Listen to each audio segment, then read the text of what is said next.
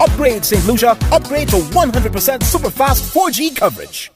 As the respective political campaigns continue to build momentum ahead of a looming general election, main opposition political leader Alan Chastanet is keeping the focus on the performance of the Saint Lucian economy. In his weekly national address, the United Workers' Party frontman took a swipe at the Labour administration's promised $100 million economic injection. This week we heard two Labour MPs make statements in Parliament that again reminded us as to what was happening in our economy. They said that government needs to continue imposing new taxes in order to raise revenue to fund government programs. So we now know where the $100 million that they promised is going to be coming from. You. You're the one that they're taxing. You're the one that's going to raise the monies in order for them to spend. The UWP administration officially took office in 2006, 2 years before one of the most crippling global economic recessions, which lasted well into the successive Labour government. However, Alan Chastanet, then the Minister for Tourism, continues to tout the performance of the UWP.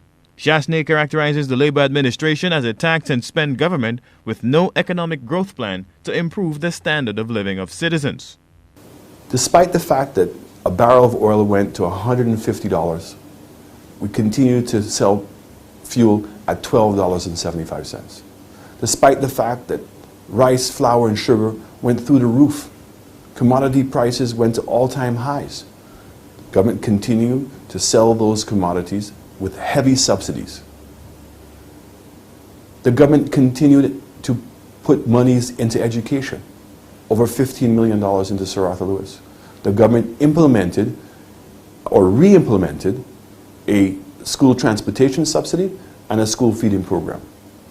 And that's despite not having increased revenues coming in. It was called fiscal management. The political leader, who continues to rail against the incumbent's policies, hinted at a UWP fiscal strategy they believe can accelerate St. Lucia's economic recovery. There's a fundamental difference between Labour Party and United Workers' Party. United Workers' Party believes the money needs to be in your pocket. We believe that if you have money and you're purchasing things, then life's going to get better. United Workers' Party also understands that there is a minimum standard that anybody should have to go through. And if our economic policies are causing the livelihoods of individual households to deteriorate, then we cannot support that. The UWP indicated more of their policies will be unveiled at upcoming public meetings. Rihani Isidore, HTS News Force.